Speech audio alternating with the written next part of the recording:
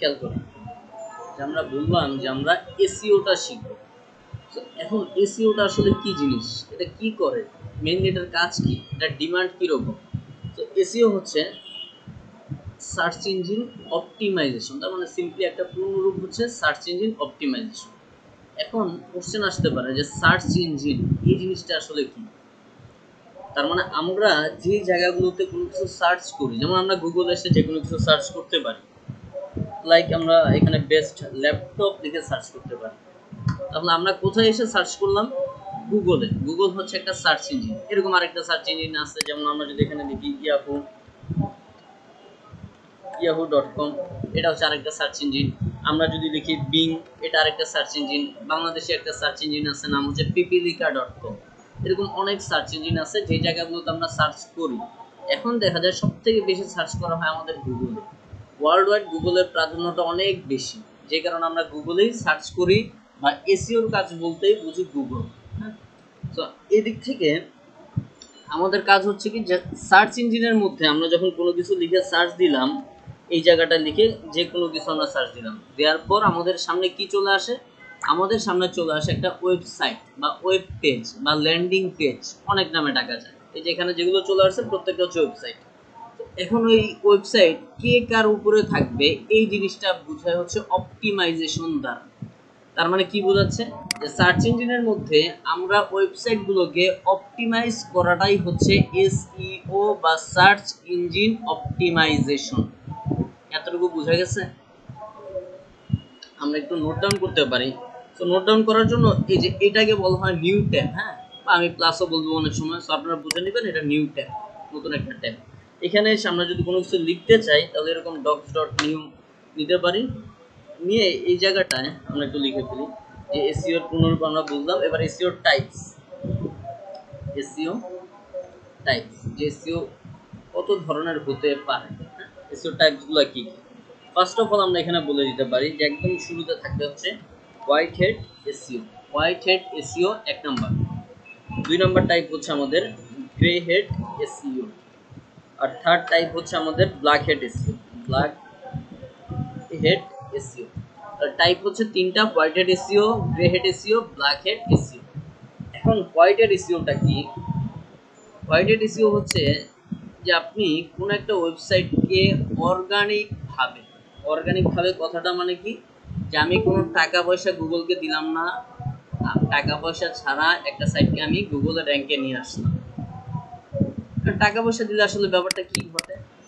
ধরুন আপনি এখানে বেস্ট হোস্টিং লিখেন, এই টাইপের আমি একটা কিওয়ার্ড লিখলাম। তো লিখার পর এখানে হচ্ছে কি, যে বেস্ট হোস্টিং লিখার পর এই জায়গাটা আমাদের দেখাচ্ছে স্পন্সর, এই জায়গাটা দেখাচ্ছে স্পন্সর। তার মানে একটা সাইটের উপর স্পন্সর লেখা, তার মানে এরা গুগলকে টাকা দেওয়ার বিনিময়ে গুগলের টপের দিকে চলে আসছে। তাহলে আমরা অর্গানিক ভাবে গুগলের র্যাঙ্কে আসবো, প্রথম কথা। দ্বিতীয় হচ্ছে গুগলের অনেকগুলো অ্যালগরিদম থাকে, সেই অ্যালগরিদমগুলো ফলো করে আমরা গুগলের টপে আসবো। তার মানে লিগেল ওয়েতে যদি কোনো একটা সাইট গুগলের টপে আসে, লিগেল ওয়েতে কোনো একটা সাইট যদি গুগলের টপে আসে, তাহলে সেটাকে বলা যায় হোয়াইট হেড এসইও। তাহলে এখানে হোয়াইট হেড যেহেতু লিগেল ওয়ে, তাহলে এখানে আরেকটা আছে ব্ল্যাক হেড এসইও। এটা দেখেই বোঝা যাচ্ছে যে এটা হচ্ছে ইলিগেল মেথড ইউজ করে যদি কোনো একটা সাইট গুগলের টপে চলে আসে, যে লিগেল ওয়েতে না, গুগলের অ্যালগরিদম বলছে যে তুমি ডানে হাঁটো ও বামে হাঁটতেছে, তার মানে একটা ইলিগেল মেথড ইউজ করতেছে সে, সেই ক্ষেত্রে ওটা হচ্ছে ব্ল্যাক হেড এসইও। আর কেউ যদি ব্ল্যাক হেড এসইও ইউজ করে, সেই ক্ষেত্রে গুগল 5 থেকে 7 দিনের মধ্যে সে আইডেন্টিফাই করে ফেলে যে এই সাইটটার মধ্যে আমার অ্যালগরিদম ফলো করা হয় নাই। তখন গুগল করবে কি, এই সাইটটাকে একটা পেনাল্টি দিবে। তার মানে ধরেন গুগল হয়ে যাবে মেসি বা নেইমার, একটা কিক মারবে, ওর সাইট গুম, ওর সাইট আর খুঁজে পাওয়া যাবে না। পরবর্তীতে সে যদি ওই সাইটটার উপর হোয়াইট হেড এসইওর কাজও করে, তারপরেও এই সাইটটা র্যাঙ্কে আসবে না। এটা হচ্ছে ব্ল্যাক হেড এসইও। খুব সহজ ভাষায়, যদি লিগ্যাল ওয়েতে কাজ করা হয় তাহলে হোয়াইট হেড এসইও, ইলিগ্যাল মেথডে কাজ করা হলে ব্ল্যাক হেড এসইও। আর গ্রে হেড হচ্ছে মধ্যবর্তী, তার মানে কোনো সময় ব্ল্যাক হেড এসইওর কাজও করতে পারে, কোনো সময় হোয়াইট হেড এসইওর কাজও করতে পারে। তো প্রত্যেকটা বিজনেসম্যান চায় যে আমার সাইটটা দীর্ঘদিনের জন্য টপে থাকুক। কেউ চায় না যে আমারটা 2 দিনের জন্য আসুক তারপরে শেষ, এরকম চাইতে পারে। ধরেন যদি কোনো বেটিং রিলেটেড সাইট হয়, ধরেন বাজির সাইট বা এমন কোনো সাইট যারা চাচ্ছে যে আমি 2-4 দিনের মধ্যে মানুষের ডাটাগুলো নিব, নিয়ে আমি উধাও হয়ে গেলেও সমস্যা নাই, এরা হচ্ছে ব্ল্যাক হেড এসইও করুন।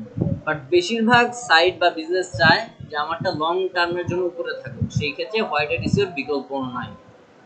আচ্ছা, এরপর আসেন যে হোয়াইট হেড এসইওটাকে আমরা 4টা ভাগে ভাগ করতে পারি। যেহেতু আমরা হোয়াইট হেড এসইওটাই শিখবো, সেই ক্ষেত্রে হোয়াইট হেড এসইওকে আমরা 4টা ভাগে ভাগ করতে পারি। ধরুন আমরা এটাকে একটু লিখে দিই। 1 নাম্বার ধাপ হচ্ছে আমাদের অন পেজ এসইও, সেকেন্ড ধাপ হচ্ছে আমাদের অফ পেজ এসইও, থার্ড ধাপ হচ্ছে আমাদের টেকনিক্যাল এসইও, টেকনিক্যাল এসইও, আর 4 নাম্বার স্টেপ হচ্ছে আমাদের লোকাল এসইও। তাহলে হোয়াইট হেড এসইওকে আমরা 4টা ভাগে ভাগ করতে পারি, on page, of page, technical, local. এখন এই জিনিসগুলো আসলে কি? যেহেতু আমি শুরুতেই বললাম যে আমরা যখন কোনো কিছু লিখে সার্চ দেই, কোনো ওয়ার্ড দিয়ে সার্চ দিচ্ছি, এই জায়গাটা আমাদের কি আসে? ওয়েবসাইট, ওয়েব পেজ বা ল্যান্ডিং পেজ। হ্যাঁ, সেই ক্ষেত্রে আপনি যে কোনো একটা, এটাকে বলতে পারি আমরা টাইটেল। হ্যাঁ, যে কোনো একটা টাইটেলে যদি আমরা ক্লিক করি, তাহলে আমাদেরকে নিয়ে আসলে একটা ওয়েবসাইটের মধ্যে। এখন এই ওয়েবসাইটের মধ্যে যেমন এখানে ফার্স্টে বলছে যে on page SEO, on page তার মানে এই কথাটার মধ্যেই কিন্তু আছে যে আপনার ওয়েবসাইটের পেজের ভিতরে বা উপরে, অন পেজ উপরে বা ভিতরে আমরা বলতে পারি। তাহলে আপনার পেজের ভিতরে বা উপরে আমরা যে অপটিমাইজেশন গুলো করব সেটাকে বলা হয় অন পেজ এসইও। যেমন এই পেজের ভিতরে আমরা কি কি অপটিমাইজেশন করতে পারি?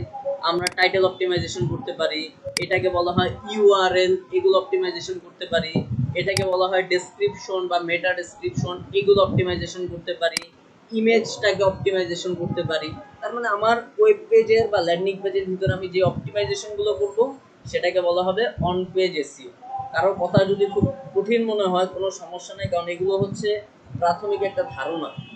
এই অন পেজ নিয়ে 4টা-5টা ক্লাস আছে, ঠিক আছে, অফ পেজ নিয়ে এরকম 3-4টা ক্লাস আছে। তো এটা হচ্ছে ফুল ওভারভিউ দিচ্ছি। সো এরকম মনে করার কিছু না, মাথার উপর দিয়ে যাচ্ছে ও না কঠিন, ঠিক আছে, থিওরিটিক্যাল একটু কঠিন লাগতেই পারে, ঠিক আছে। হ্যাঁ,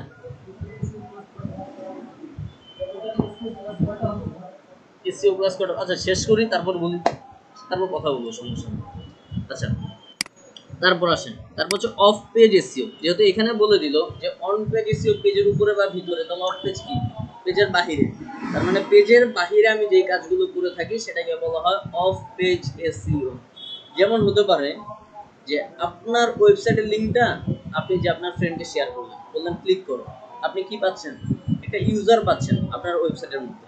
এটাকে one kind of of page SEO বলা যায়। বাট এটা আরো বড় একটা ধাপ। আমরা জাস্ট একটা এক্সাম্পল দিলাম অফ পেজের, যে আপনি লিঙ্কটা ওয়েবসাইটের বাহির থেকে শেয়ার করবেন, মানে আপনার ওয়েবসাইটে কিছু করবেন না, লিঙ্কটা নিয়ে অন্য কোথাও যেয়ে শেয়ার করবেন, এটা হচ্ছে অফ পেজ এসইও। আচ্ছা, দেন টেকনিক্যাল এসইওটা কি? টেকনিক্যাল এসইও হচ্ছে যে ধরেন এই ওয়েবসাইটের মধ্যে আমরা যদি বলি যে এই ওয়েবসাইটটা ধরেন কি যে রেসপন্সিভ না। এখন রেসপন্সিভ জিনিসটা কি? এই ওয়েবসাইটটা আমি এখন দেখতেছি ল্যাপটপ থেকে, অনেকে দেখতে পারে মোবাইল থেকে, অনেকে একেবারে এত স্ক্রিনে মোবাইল থেকেও দেখতে পারে। এখন সবার স্ক্রিনে ঠিকভাবে দেখাবে কিনা, যেমন আমি যদি এখান থেকে চেক করি, রেসপন্সিভ চেক করার জন্য এখান থেকে যে কোনো একটা জায়গা থেকে রাইট বাটন ক্লিক, দেন এখান থেকে আমরা ইন্সপেক্ট এই জায়গাটায় ক্লিক করতে পারি। ক্লিক করার পর এখানে ছোট্ট একটা মোবাইল অপশন পাবো, এটাতে ক্লিক করতে পারি। করলে এখানে দেখতে পারবেন যে ওর এই ওয়েবসাইটটা এখানে লেখা আছে, এটা হচ্ছে মোবাইল 320 পিক্সেল। এটা মোবাইলের জন্য ঠিকঠাক দেখাচ্ছে, এটা মোবাইলের জন্য একটু বড় সাইজের মোবাইল, এটাও বড় সাইজের মোবাইল, ঠিকঠাক দেখাচ্ছে। এটা হচ্ছে ট্যাবলেটের জন্য, ঠিকঠাক দেখাচ্ছে। এখন ঠিকঠাক দেখাচ্ছে বলতে কি, ধরেন লেখা যদি ভেঙে চলে যেত তাহলে এটা রেসপন্সিভ না। বা নিচ থেকে অনেক সময় দেখবেন ওয়েবসাইটের নিচে এরকম একটা স্ক্রল বার থাকে, আপনার টেনে টেনে দেখতে হবে, দেখছেন কি না? ঠিক আছে, এরকম যদি দেখেন তাহলে বুঝবেন এটা রেসপন্সিভ সাইট না। রেসপন্সিভ সাইট হলে আপনার মোবাইল একদম স্মুথলি দেখতে পাবেন। তো এই জিনিসটা ঠিকঠাক আছে কিনা এই জিনিসটা চেক করা, আপনার কালার কম্বিনেশন ঠিকঠাক আছে কিনা, ফন্ট বোঝা যাচ্ছে কিনা, তারপর গুগলের কাছে জমা দেওয়ার একটা ব্যাপার ঘটে এই জায়গাটা, যে আপনার ওয়েবসাইটটা আপনি গুগলের কাছে জমা দিবেন, এটাকে one kind of technical SEO বলা। এখন গুগলের কাছে জমা দিবেন, সো আপনার ওয়েবসাইটে কন্টেন্ট ঠিকঠাক থাকতে হবে, কোনো কপি কন্টেন্ট থাকা যাবে না। এখন কন্টেন্ট কি বোঝা লাগবে না, ধরেন লেখা, লেখায় কোনো কপি থাকা যাবে না। ইমেজ কপি হওয়া যাবে না, এই জিনিসগুলো ঠিকঠাক করবো আমরা টেকনিক্যাল এসইওর মাধ্যমে। তারপর আসি লোকাল এসইও। লোকাল এসইও বলতে বোঝায় যে আপনার এরিয়াতে, ধরেন আমার এরিয়াতে হসপিটাল কয়টা আছে আমি জানতে চাই, হসপিটাল কয়টা আছে। যেমন আমি যদি এখানে লিখি গুগলে এসে হসপিটাল ইন নিয়ার মি, এরকম লিখে আমি এন্টার দিলাম, তাহলে আমার সামনে কি চলে আসতেছে, হসপিটাল চলে আসতেছে। এই যে সমস্ত হসপিটাল আমার খুব নিকটে, এটা হচ্ছে লোকাল এসইও। তার মানে আপনি আপনার বিজনেসটাকে একটা ডিরেক্টরি সাইটে সাবমিট করবেন, সেটা হইতে পারে গুগলে, ইয়াহুতে, বা অন্য আদার যে ডিরেক্টরি সাইট আছে সেগুলোতে আপনি সাবমিট করবেন, এটা হচ্ছে লোকাল এসইও।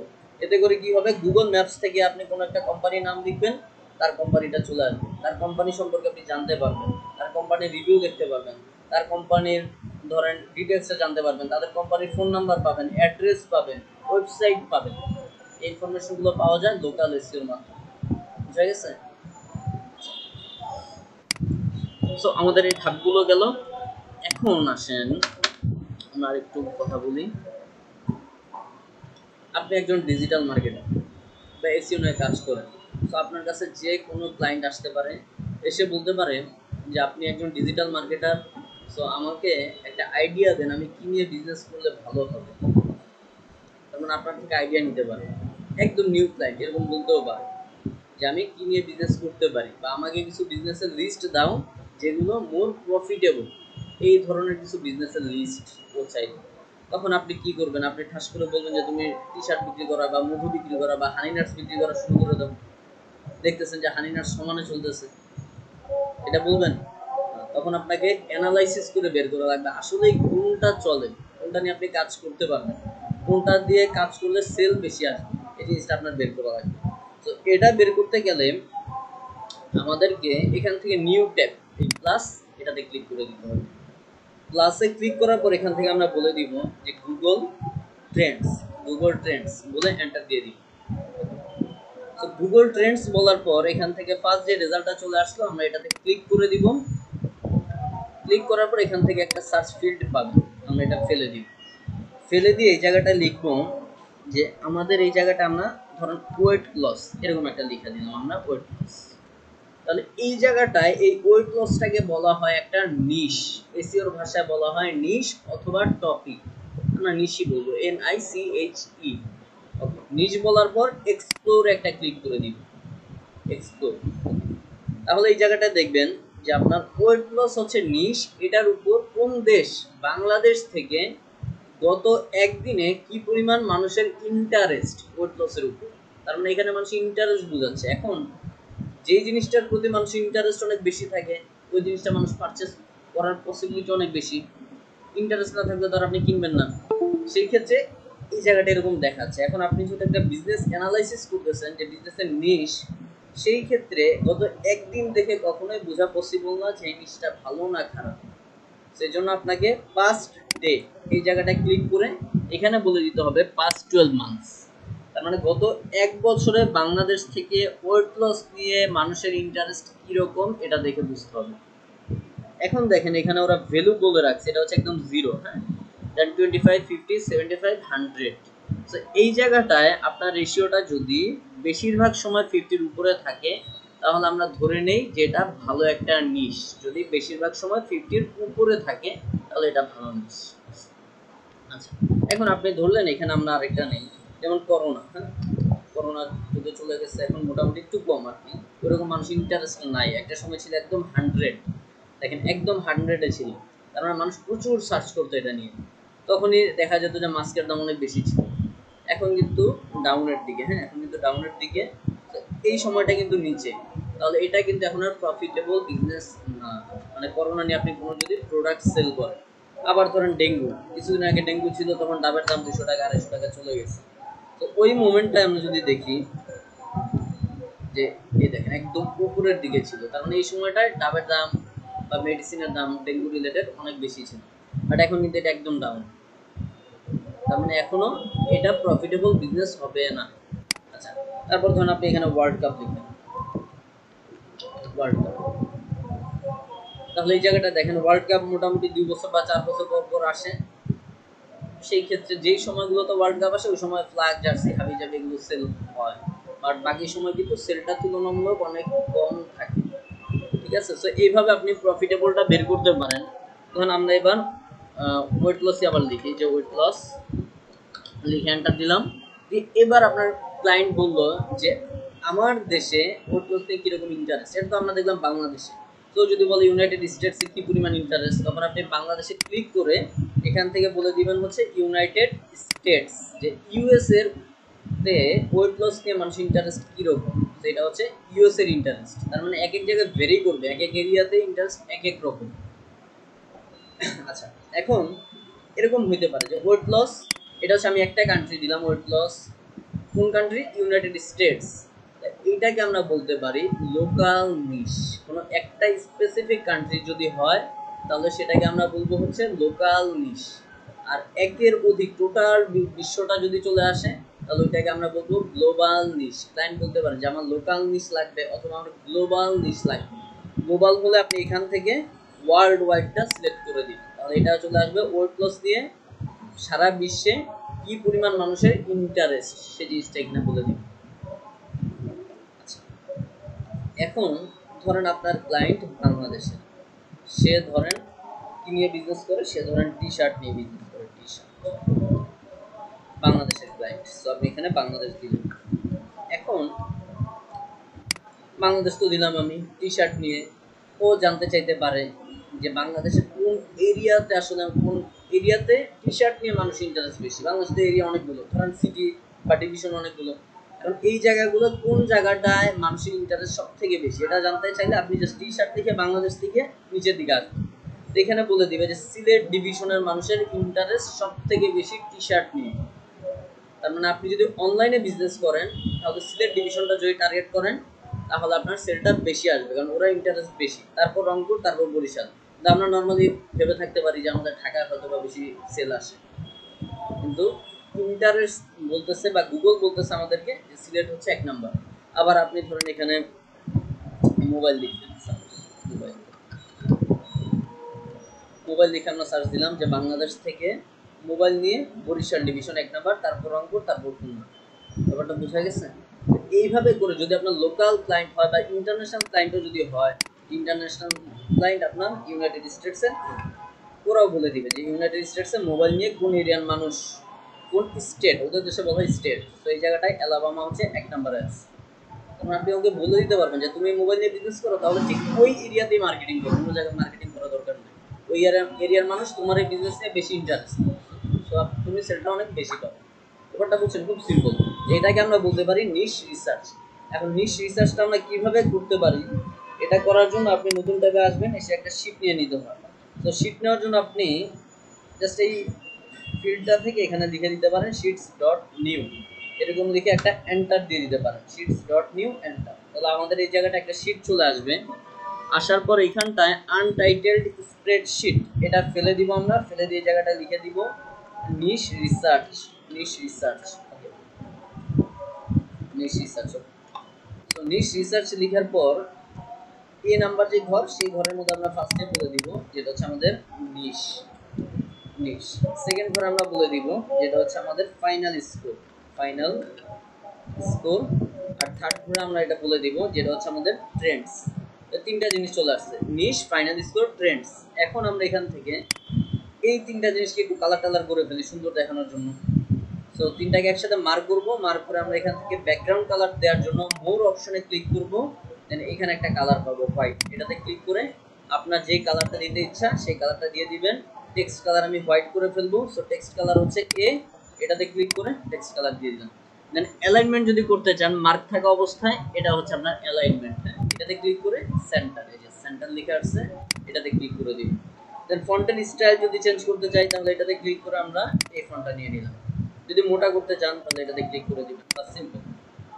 তো আমাদের সাজানো কমপ্লিট। এখন নিশ বের করার জন্য আপনি এখানে যে কোনো নিশ থেকে সার্চ দিতে পারেন। এখন নিশ জিনিসটা আমি আরেকটু ক্লিয়ার করি, যে নিশ হচ্ছে যে কোনো একটা প্রোডাক্ট, যে কোনো একটা প্রোডাক্ট হতে পারে, আপনার মনিটর হতে পারে, প্রজেক্টর হতে পারে, ল্যাপটপ হতে পারে, রিমোট হতে পারে, টেবিল হতে পারে, চেয়ার হতে পারে, প্রত্যেকটা সিঙ্গেল আইটেম হচ্ছে নিশ। এখন আমি যদি বলি যে অ্যাপেক্স বা বাটা এগুলো কি নিশ? অ্যাপেক্স বা বাটা এগুলো কি নিশ না? অ্যাপেক্স বা বাটা এগুলো কি নিশ? এগুলো কি বুঝি নাই? এগুলো হচ্ছে ব্র্যান্ডের নাম, তাহলে আমরা এটাকে বলতে পারি ব্র্যান্ড নিশ। তার মানে সে যদি স্পেসিফিক ভাবে শুধু অ্যাপেক্সটাকে মার্কেটিং করতে চায় তাহলে ঠিক আছে, কিন্তু সে যদি তার অ্যাপেক্সের যে প্রোডাক্ট শু অথবা অন্য যদি প্রোডাক্ট থাকে ওইটা যদি মার্কেটিং করতে চায় কেউ, তার মানে তার প্রোডাক্ট যদি মার্কেটিং করে ওই প্রোডাক্টটা হচ্ছে শুধুমাত্র নিশ, আর নামটা হচ্ছে ব্র্যান্ড নিশ। ঠিক আছে? তার মানে আমাদের কোনো ক্লায়েন্ট যদি বলে যে মোবাইল নিয়ে কোনো একটা কাজ করতে, তখন আমরা কিন্তু স্যামসাং মোবাইল বা আইফোন অথবা ধরেন আমরা ওয়ালটন বাংলাদেশি পণ্য এই ধরনের কোনো ব্র্যান্ড নেম কিন্তু আমরা নিয়ে আসবো না। বুঝতে পারছেন? এতে করে হবে কি যে দেখা যাবে আপনি কাজ করতেছেন শাওমি মোবাইলের জন্য, আপনি কিওয়ার্ড বা কোনো নিশ রাখছেন আপনি স্যামসাং, তাহলে র্যাঙ্ক পাবে কি দিন শেষে? ব্যাপারটা বুঝছেন? এই জন্য ব্র্যান্ড নিয়ে আমরা কাজ করবো না, আমরা স্পেসিফিক একটা প্রোডাক্ট নিয়ে কাজ করবো, যে প্রোডাক্ট নিয়ে আমরা কাজ করতে চাই বা ক্লায়েন্ট যে নিশটা আমাদেরকে বলে দিবে। এখন আমরা যেমন এখানে ওয়েট লস লিখছিলাম, এরকম যদি ওয়েট লসটা আরেকবার লিখি যে এই যে ওয়েট লস, এই ওয়েট লসটা দিয়ে আমরা সার্চ দিলাম, সার্চ দেওয়ার পর ইউনাইটেড স্টেটস হচ্ছে আমাদের কান্ট্রি, সো আমরা এখানে ওয়েট লসটা বসাই দিলাম। ওয়েট লস বসানোর পর এই জায়গাটা দেখতে হবে যে আমাদের বললো কি ফাইনাল স্কোর, তার মানে এই ওয়েট লসের ফাইনাল স্কোরটা কত। তো আমরা যদি এখান থেকে দেখি যে এই যে ব্লু রেশিওটা, এই রেশিওটার শেষে চলে আসবেন, আসলে মাউসটা জাস্ট রাখলে বলে দিবে 65, তার মানে এই নিশের জন্য ফাইনাল স্কোর হচ্ছে 65। তাহলে আমরা এই নিশ রিসার্চের মধ্যে এসে ফাইনাল স্কোর বলে দিব 65। ওকে, তারপর বলতেছে ট্রেন্ডস, যে আমাদের এই নিশের ট্রেন্ডসটা কি। ট্রেন্ডস হচ্ছে তিন ধরনের হয়, রাইজিং, ড্রপিং, স্টেবল। তাহলে এই জায়গাটায় এই রেশিওটা ওভারঅল একদম শুরু থেকে শেষ অবধি যদি 50-র উপরে বেশিরভাগ সময় থাকে তাহলে আমরা সেটাকে বলতে পারি রাইজিং। যদি শুরু থেকে শেষ পর্যন্ত বেশিরভাগ সময় দেখেন এই দাগটা নিচে, তাহলে সেটা ড্রপিং।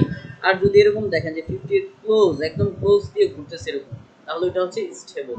তাহলে আমাদের এই জায়গাটায় এটা চলে আসবে কি রাইজিং।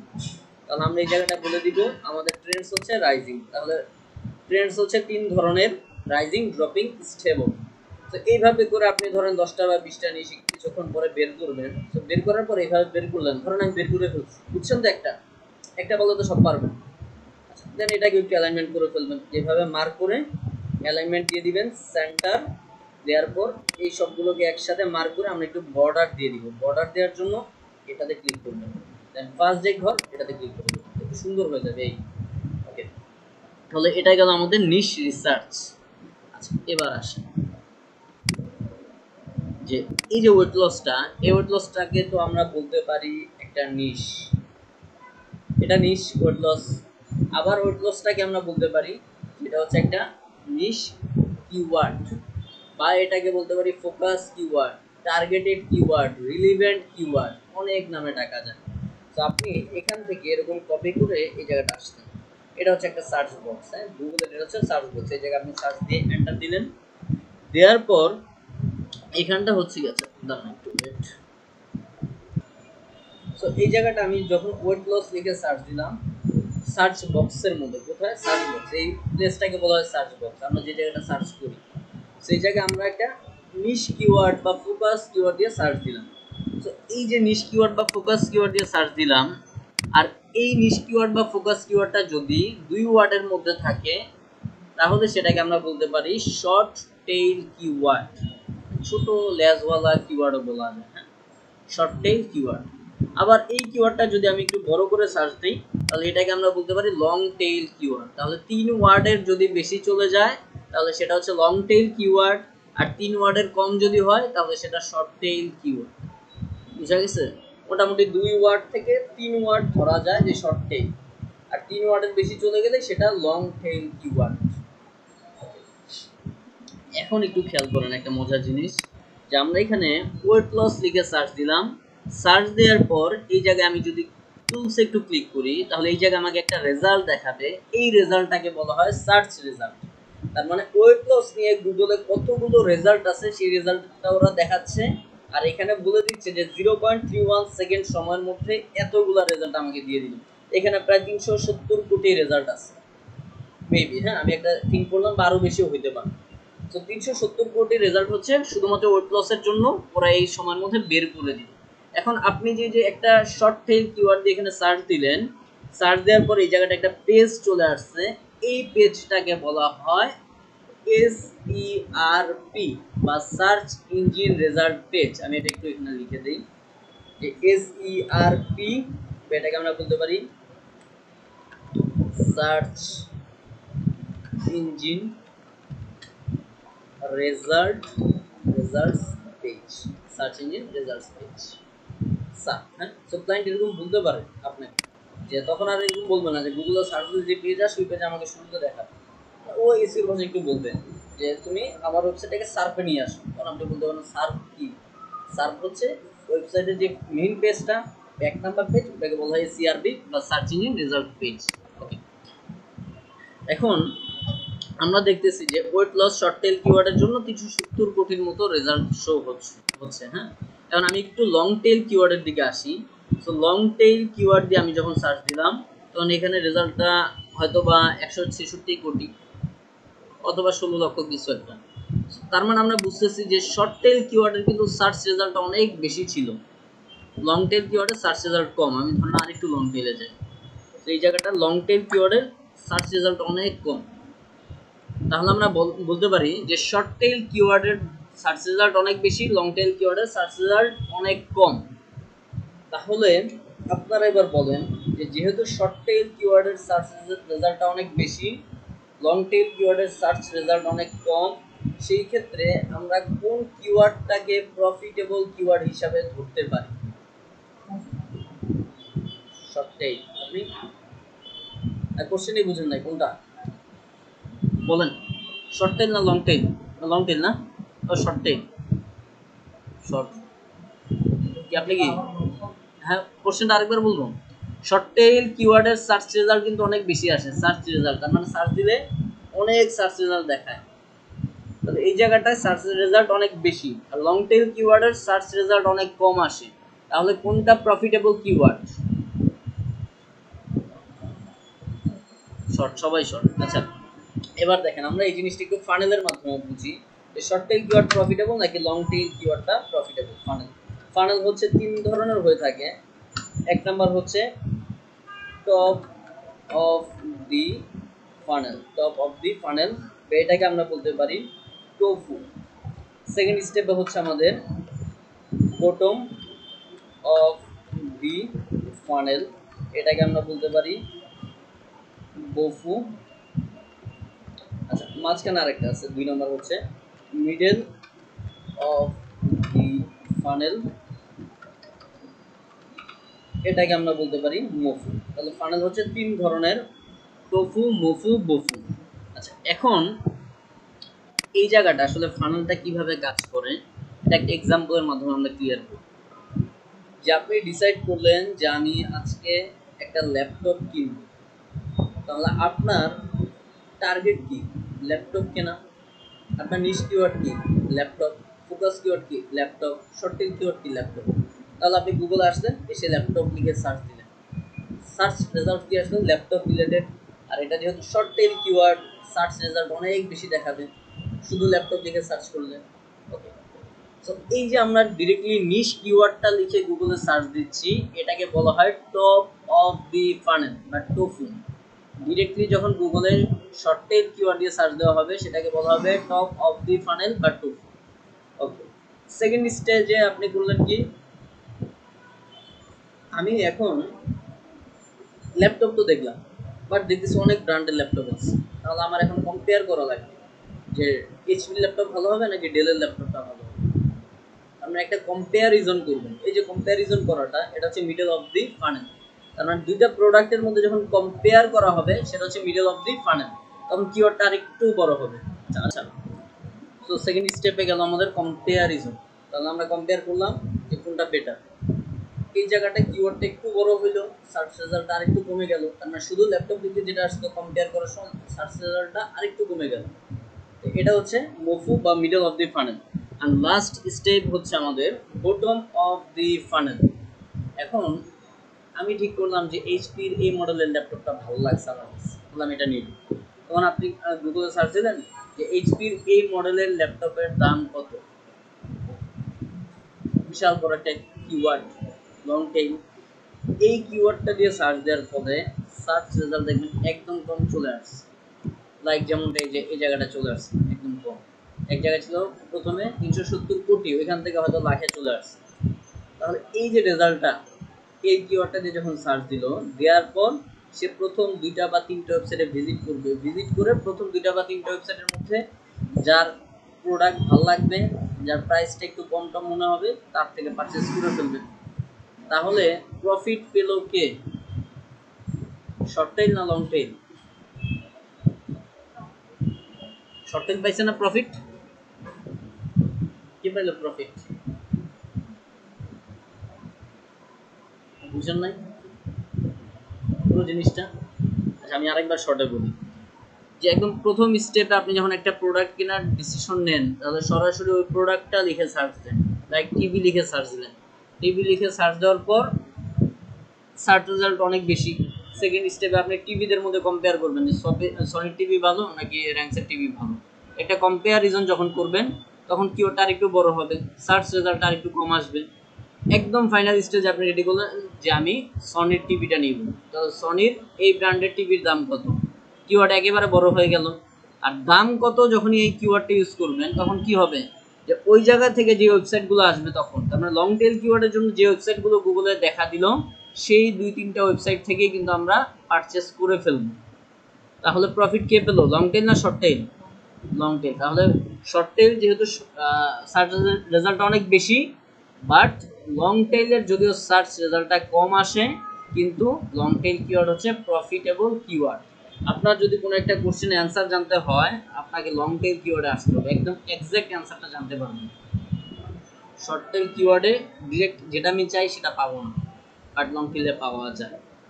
আচ্ছা এখন আসেন, এখন আমরা এখান থেকে আরেকটু জিনিস দেখি যে এই জায়গাটায় আপনি এরকম কিছু একটা লিখলেন, ধরেন বেস্ট ল্যাপটপ ইন বাংলাদেশ এবং কিছু আমরা লিখলাম। তো যখন আমি বেস্ট ল্যাপটপ ইন বাংলাদেশ লিখতেছি, ওরা করলো কি যে আমাদের এখানে কিছু রেজাল্ট শো করলো, যেগুলো হচ্ছে ল্যাপটপ যারা সেল করে এই সংক্রান্ত কিছু রেজাল্ট। আচ্ছা তারপর ধরুন আমি এরকম লিখি যে how to fix laptop sound problem. তো আমরা লিখলাম how to fix laptop sound problem. Google বুঝে নিল, এখানে কিন্তু গুগল আপনাকে কোথাও বলে নাই যে কেনার কথা, আগের কিওয়ার্ডে কিন্তু কেনার ওয়েবসাইটগুলো দিছে, যেগুলোতে আপনি যদি ক্লিক করেন, ধরেন আমি আবার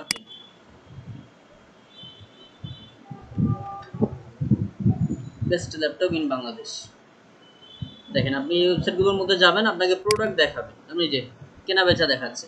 বাট আমরা যখন এই কিওয়ার্ডটা লিখলাম তখন কেনা বেচা দেখাচ্ছে না, এখানে কিছু টিউটোরিয়াল দিয়ে রাখছে যে কিভাবে ল্যাপটপের সাউন্ড প্রবলেমটা সলভ করা লাগে। এখানে যদি আসেন ওরা আপনাকে দেখাবে যে কিভাবে সলভ করা যায়, এই সংক্রান্ত কিছু লেখা ওরা লিখে রাখছে। তাহলে গুগল কিন্তু আপনার ইন্টেন্টটা বুঝতে পারে যে আপনি কি চাচ্ছেন গুগলের কাছে। যখনই আপনি একটা সলভ চান, ওর সাথে সাথে ও নিজেও কিন্তু একটা সলিউশন দিল, দেওয়ার পর এমন ওয়েবসাইটগুলো দিল যে ওয়েবসাইটগুলোতে এই রিলেটেড সলভগুলো দেওয়া আছে। আর এই জায়গায় ডিরেক্টলি ও কি বুঝলো যে ওর ইউজার ইন্টেন্টটা হচ্ছে যে আপনি কিছু কিনতে চান, এই জন্য বেস্ট ল্যাপটপ এই ধরনের কিছু একটা লিখে সার্চ দিলেন। এখন আমরা যখন এই যে বেস্ট ল্যাপটপ লিখলাম, যেহেতু এখানে আমাদেরকে দিয়ে দিল যে বেস্ট ল্যাপটপ, সাথে সাথে ওরা কেনার সাইট, আর এটাতে কিন্তু আমাদেরকে দিল সলভ করার সাইট, পাশাপাশি সলিউশন একটা দিয়ে দিল। আবার আমরা যদি এই জায়গায় লিখি, সাপোজ ধরেন ডক্টর ওনার নামটা আমরা লিখি, তো ওনার নামটা লিখলে এই জায়গাটা আমাকে কিছু একটা দেখাচ্ছে, তার মানে ওনার সম্পর্কে কিছু একটা আমাকে শো করতেছে। এটাকে বলা হয় নলেজ গ্রাফ, এই জায়গাটাকে বলা হয় নলেজ গ্রাফ। আর ওই যে লোকাল এসইওটা দেখাইছিলাম আপনাদেরকে, যেমন আমি যদি এখানে লিখি রেস্টুরেন্ট নিয়ার মি, এরকম আমি লিখে যদি সার্চ দিই, তাহলে এই জায়গাটা আমাদেরকে কি দেখাচ্ছে, যে আমার নিকটে রেস্টুরেন্টগুলো দেখাচ্ছে। আর এখানে যে প্যাকটা, এই প্যাকটাকে বলা হয় লোকাল প্যাক। ঠিক আছে, এই যে তিনটা সাইড দেখাচ্ছে, এই স্পেসটাকে বলা হয় লোকাল প্যাক। আর এটাকে বলা হচ্ছে কোথায় গেল এটা, এটাকে বলা হচ্ছে আমাদের নলেজ গ্রাফ। এই কথাগুলো জাস্ট একটু মনে রাখেন পারলে, তাহলেই হবে। আচ্ছা, এরপর আসেন আমরা আরো কিছু জিনিস দেখি, যে এসইওর একদম কোর কিছু পার্ট থাকে, যেগুলো আমরা যদি বলি, একদম প্রথমত হচ্ছে আমাদের রিসার্চ। সেকেন্ড স্টেপ হচ্ছে আমাদের অপটিমাইজ, থার্ড স্টেপ হচ্ছে আমাদের অডিট, ফোর্থ স্টেপ হচ্ছে আমাদের অ্যাম্প্লিফাই, আর ফিফথ স্টেপ হচ্ছে আমাদের ইটারেট। এই পাঁচটা স্টেপ থাকে এসইওতে, এই পাঁচটা স্টেপ, মানে এই পাঁচটার মধ্যে আপনার টোটাল এসইওটা চলে আসে। এখন এই জায়গাটায় রিসার্চের মধ্যে আমাদেরকে অলরেডি আমরা বের করে ফেলছি যে নিশ কিভাবে বের করতে হয়, কিওয়ার্ড রিসার্চ কিভাবে করতে হয়, এগুলো আমরা দেখবো। তার মানে রিসার্চের মধ্যে আপনার বিজনেসটাকে নিয়ে যে রিসার্চগুলো করা হয়, এটা হচ্ছে রিসার্চের পার্ট, যেটা আমরা অলরেডি কিছুটা দেখে ফেলছি নিশের মধ্যে।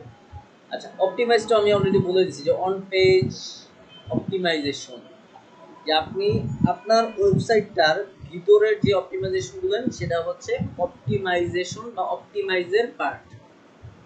থার্ড স্টেপে অডিট, তার মানে আমরা একটা বিজনেসের শুরুতেই করে ফেলি যে রিসার্চ করার পর ওই সাইটটার অপটিমাইজ গুলো করি। থার্ড স্টেপে আমরা নিজেরাই আবার ওয়েবসাইটটাকে অ্যানালাইসিস করে বের করি বা অডিট করি যে এই সাইটে কি কি প্রবলেম আছে।